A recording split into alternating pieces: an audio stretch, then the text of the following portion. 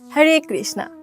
জানেন কি, সম্প্রতি মহাশিবরাত্রির দিনে ৩০০ কন্যার বিবাহ সম্পূর্ণ করলেন বাগেশ্বর ধাম সরকার ওরফে ধীরেন্দ্র কৃষ্ণ শাস্ত্রীজি।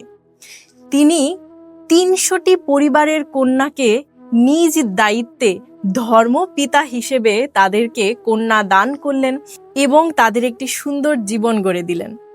আমাদের শাস্ত্রে অর্থাৎ হিন্দু শাস্ত্রে কন্যা দানের প্রভূত ফল রয়েছে। যেসব পিতা দরিদ্র, যারা কন্যা দান করতে পারছেন না অর্থের অভাবে, এই কন্যা দান করা এছাড়া পিতার কন্যা দান করার প্রভূত ফল রয়েছে। চলুন শাস্ত্রীয় কিছু ব্যাখ্যা আমরা জেনে নেই।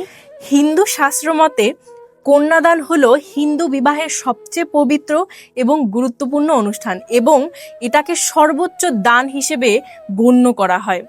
শাস্ত্রানুসারে জগতে যত প্রকার দান রয়েছে, যেমন ভূমিদান, অন্নদান, স্বর্ণদান, এই সব দানের মধ্যে কন্যাদান হচ্ছে সর্বশ্রেষ্ঠ। কন্যাদান সম্পর্কে শাস্ত্রে কি বলা রয়েছে? শাস্ত্রে কন্যাদানকে শ্রেষ্ঠ দান বা মহাদান হিসেবে গণ্য করা হয়। মনুস্মৃতিতে বলা হয়েছে, একজন পিতা তার কন্যাকে সর্বগুণ সম্পন্ন এবং যোগ্য বরের হাতে শাস্ত্রীয় বিধি অনুসারে যদি অর্পণ করে, তবে তিনি পিতৃ ঋণ মুক্তি ও ব্রহ্মলোকে প্রাপ্তি হন। এছাড়া পদ্মপুরাণে রয়েছে, যে পিতা কন্যা দান করেন তিনি তার বংশের উদ্ধার করেন। মহাভারতে বলা হয়েছে, অশ্বমেধ যজ্ঞের সমান পুণ্য লাভ হয় কন্যা দানের ফলে। এছাড়া বিষ্ণু পুরাণে বলা হয়েছে, কন্যা দান করলে লক্ষ্মী নারায়ণের সেবা করার সমান ফল লাভ হয়। শাস্ত্রে বলা হয়েছে, একটি কন্যা দান করা যা অশ্বমেধ যজ্ঞ বা 1000টি গো দানের সমান পুণ্যফল প্রদান করে। তাহলে ভাবুন তো, ধীরেন্দ্র কৃষ্ণ শাস্ত্রী তিনি কি পরিমাণ পুণ্যের কাজ করেছেন।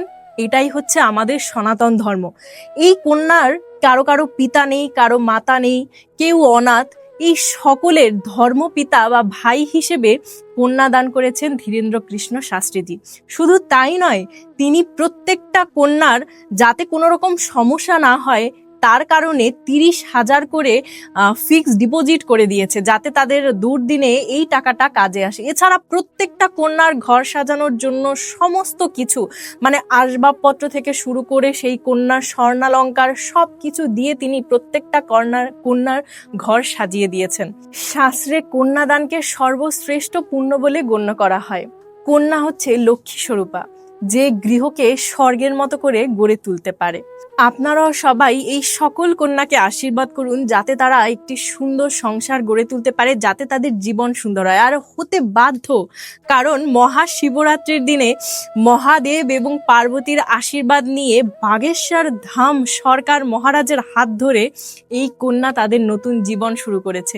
সেই কন্যার জীবন সুন্দর হতে এমনিতেই বাধ্য, যেখানে শিব এবং পার্বতীর আশীর্বাদ রয়েছে।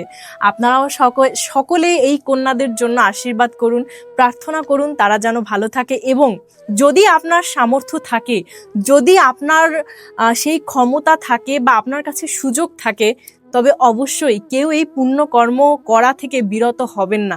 যদি কখনো দেখেন যে কোনো পিতা তার কন্যাকে হস্তান্তর করতে সক্ষম হচ্ছেন না বা তিনি কন্যা দান করতে সক্ষম হচ্ছেন না, যদি আপনার সামর্থ্য থাকে আপনি সেই অনুযায়ী চেষ্টা করুন যাতে সেই কন্যার বিবাহ সম্পন্ন হতে পারে। কারণ এই একটা দান আপনাকে 1000 গোদানের ফল অর্থাৎ 1000 গাভী দানের ফল এনে দেবে। এই একটা দান আপনাকে সর্বশ্রেষ্ঠ পুণ্য এনে দেবে। তাই সুযোগ বা সামর্থ্য থাকলে এই পুণ্য করা থেকে কেউ বিরত হবেন না। হরে কৃষ্ণ।